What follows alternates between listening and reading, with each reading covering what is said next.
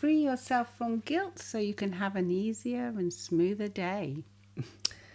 Listen to this week's podcast with the English Sisters.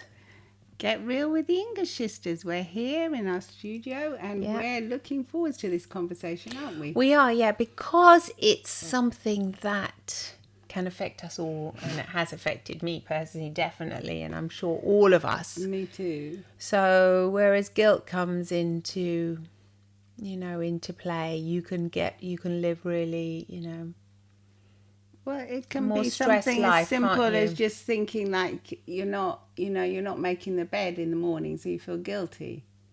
Yeah, exactly. It can be we're really not simple thing like really that, simple but things. it can weigh you down for the rest of the day. Yeah, for the rest of not just one day, but if we just think, let's just take day by day, step by step, and we can go through these feelings of guilt and shame. Or even like not brushing your teeth or something like that. And then you feel bad all day because you didn't brush your teeth that day, and you think, maybe definitely my breath it's smells. stinky. Yeah, definitely. When you could just go and get a chewing gum or something, and that would be it. Well, so we'll be discussing these kind of small feelings of guilt and kind of shame in a small, less intense way, and then also perhaps feelings of guilt and shame for more. Yeah, serious. For things that have affected your life in other ways. So yeah, because some of the deeper issues, they can go with you like in your everyday, and they can bog you down, and they can even cause depression, anxiety, Absolutely. Poor mental health. But even just the little tiny things like feeling guilty about not doing your hair that day, or not brushing your teeth, or not wearing something nice. That can really, bog you down. It can make you feel really bad throughout your day. Yeah, and I mean, is it worth it? No, it's not. So that's what we'll be discussing in today's episode. So if you enjoy our episodes and our podcast, please share with your family and friends, because it's so important. It is. For us, and it helps us grow, and it helps us share. And come and see us on YouTube too, where you can see the live video. Well, not live, but we're here in the studio. We are here recording, so you can see us. So, okay then, so let's get cracking about this guilt and shame. God, wouldn't it be lovely if you could live like an ideal life where you had no feelings of guilt or shame? But where does it all come from, this guilt?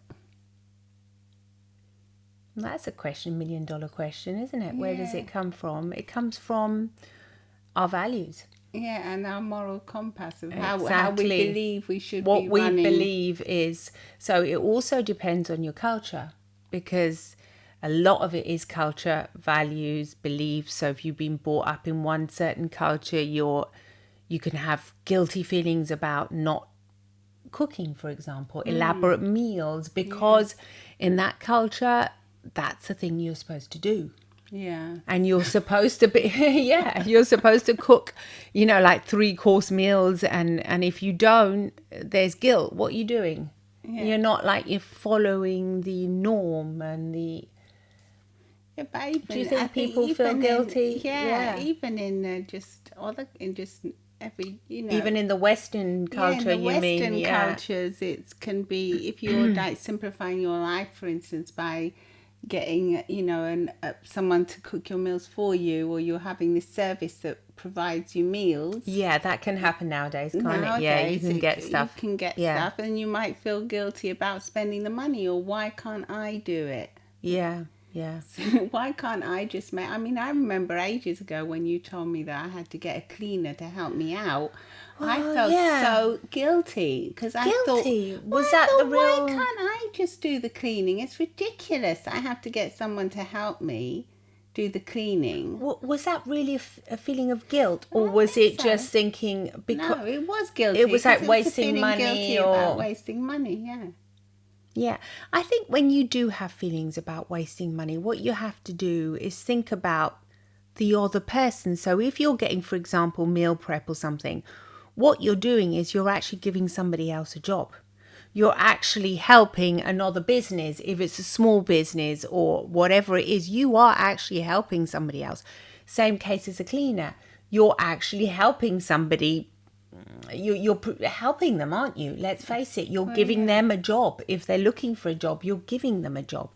So I think if we try and get out of our own heads and our feelings of guilt, and we start thinking, hey, I'm actually helping someone here, and look how happy. You're helping yourself as well. The person that came to clean actually stayed for like 20 years with you and with me. So they're wonderful people, and we've connected with them. Well, they become like family. Exactly. So you're feeling guilty by getting that person to help you because you had feelings of being inadequate, thinking because I could do it. I should be doing it. It's that should. I hate that word. I should be I doing really it. hate the should word. Because at the time I wasn't even working, so I was like just looking after the kids. Just, yeah. 2 little babies. Yeah, two young kids, exactly. And I mean, but come on, and living in a big house because you bought that massive country house. And doing all the DIY and everything. Because you had to do all the DIY because it was expensive and you had but to... even before that, you told me I had to have someone to help me even before when we were in the little flat. Yeah, that was a novelty for me as well. Yeah. That's because my husband, he'd always had someone to help him. And he just thought, are you kidding? You need somebody. You know, this is like standard practice. You need to have somebody to help you. And I didn't know that because when we were little, we would do everything. We were the cleaners. No, it was the opposite. We were the cleaners, exactly.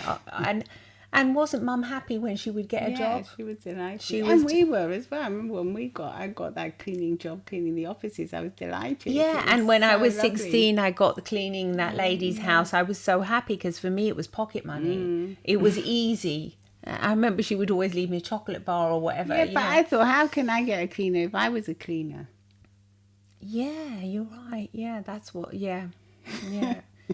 Yeah, but since my husband had they're called cleaners anymore. They're called housekeeper, whatever. Yeah. You know, basically they help you clean the house. We don't have to be, you know, it's a wonderful job, and who cares? We were somebody else's housekeeper once, but yeah, you're right. Yeah, I know. And you felt guilty about that. I did feel guilty. I had to overcome it. Yeah. They say, poor you.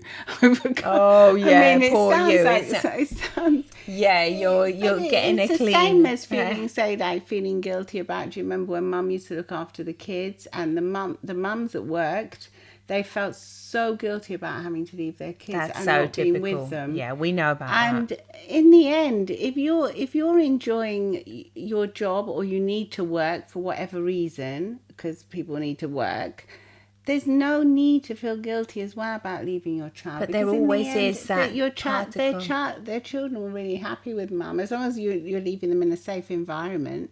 And also, I think they expand their connections as well. They expand and they become more wise, and they learn more things, more sociable. And also, I think that, you know, it's a really good thing in the end, because I think if the parent's happy, the child's going to be happy in the end. And if you're passing 8 hours with them, but you're a bit grumpy and you're on your phone and you're thinking, oh God, what? It's a bit boring, isn't it? Yeah, then, or you might even start to feel a bit low. You might get a little bit depressed. Yeah, feel a bit lonely as well, because I don't know. Yeah, whatever. Or you're going to work and you're coming back, and when you see your little bubba, you're like, oh yay, I want to have time with my kids, my babies, and you love them to bits, and you're giving them like 1.5 hours of really good quality time. Yeah, a big difference, we can tell you that's a massive difference for the little ones. It's enormous to see, so really let go of the guilt. Let go of the guilt in that case as well. I know it's easier said than done, but it's a process, and it's step by step once again. Day by day. Day by day, you're thinking, I'm not really this. The child might cry for a bit, because that's what happens. They cry, don't they? Not always. No, but when they cry, they pull on the heartstrings, don't they? Yeah. So that's what also makes you feel guilty, because you think, oh gosh, it's like, No, but I think it's the opposite, because you remember the mums when their children didn't cry, they used to think, oh, I'm not being a good mum. Why don't they want to stay with me? Whatever you do, you can't tricky. Get it right. No. It's tricky. You know, why do they want to go off so much? Why do they don't love me? Why do they love this why other don't they person want to more? come home after they've been at Why do they want to stay there? nursery? Yeah, I know. Yeah. So that's why guilt is so insidious, and It's a so weight. sneaky in It's a a way. weight. And You such carry it useless around. emotion.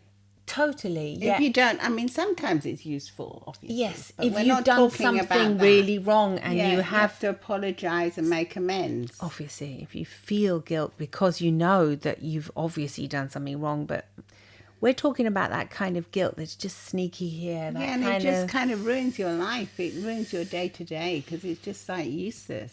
And it's so common. So common. So common for every single person. I mean, people even feel guilty about the way they look, about their weight, if they're too thin, if they're overweight, if they're too this. You can feel guilty about every single thing. It's just so awful, really. So what are we supposed to do to get rid of it? Become aware of it, I think, it's what we always say. Become aware that you're feeling that, and just say no. And often when you, like, if you do get things that simplify your life, like domestic help or meal prep or meals or, you know, whatever it is, you in the end own your it, life, own it, and your life will become more simple. You'll be a happier, nicer person to be around also. Yeah, definitely, yeah. I think becoming aware of it, because of the fact that it's so sneaky, you don't really know that you're feeling it. That's what happens unless it's like, oh, I feel guilty, I'm leaving my baby at the nursery or whatever. That's quite common now, and so many people talk about that, parents, that it's becoming more. There's more awareness around it, but it's like what you were saying about smaller things. That just weigh you down. Yeah, it's the smaller things that sometimes we're not aware of. I mean, here I was reading about it, and it was saying that distinguishing between guilt and shame is the first step before learning how to overcome guilt and shame. So I wasn't really that aware of the guilt and the shame. They're actually different. Did you know that? Well, the guilt is you feel guilty about something. Yeah, the guilt is a feeling when you realise that you've actually violated a value system of moral conduct. Sorry. But the shame is when you're actually. So, say if we're talking about you didn't make your bed, and you felt guilty. Oh no, I didn't make my bed today, and then you go out and then you meet someone. And then you think, oh God. No, I think that's more embarrassment. Okay. I think that's just shame as well. Well, embarrassment is typically more fleeting than shame. It's like lighter. But that could be that they could have shame for the rest of the day and the days to come. No, I think shame is like, it's a belief that we are inherently bad, and the feeling there is something fundamentally wrong with us. The shame stays with you because you feel as if you're not good enough. As if you're unworthy of being connected with other fellow humans. So I'm reading it. As if you're not good enough to be able to make your bed or brush your teeth or do whatever you were, get dressed up nicely or whatever. Look what it says in this article. It says our body and our brain process shame the same ways they process physical danger, with impulses to fight, flee or freeze. Can you believe that? So you process a shame in the same way that you process physical danger, as if something's going to attack you. Isn't that awful? You know, that you could carry these feelings of shame and always have the sensation that you're like under attack. Well, that's why you get so ill. That's why you get so stressed. Depression and all these things come from it. Goodness me. The language of shame can sound like I'm unworthy, I'm not good enough, I'm inadequate, I'm broken, I'm wrong, I'm unlovable, I don't belong, other people don't like me, other people see all my flaws, like what you were saying before about, you know, just the way they are. They see my flaws just because they might not fit into some kind of body stereotype or whatever. And you can have shame for that. Yeah, it's awful. It's awful. Yeah, it really is horrible. And so I think, you know, you have to become aware of it. Become aware of it. Because you might not even realise this is happening to you. And you're just always feeling like... And it's just an everyday thing. It's like And your not brain... even something really massive has happened. Exactly. Like what you were saying, it's not like you're feeling guilty because you were really mean to somebody and you know you were mean to that person and then you've got feelings of guilt. No, you're actually feeling shame. Shame about what, you know? About being you. About being you. And so it's time for you to realise that it's time to let that go. Definitely time to let that go now. Because there's nothing you can really do about it except for let it go.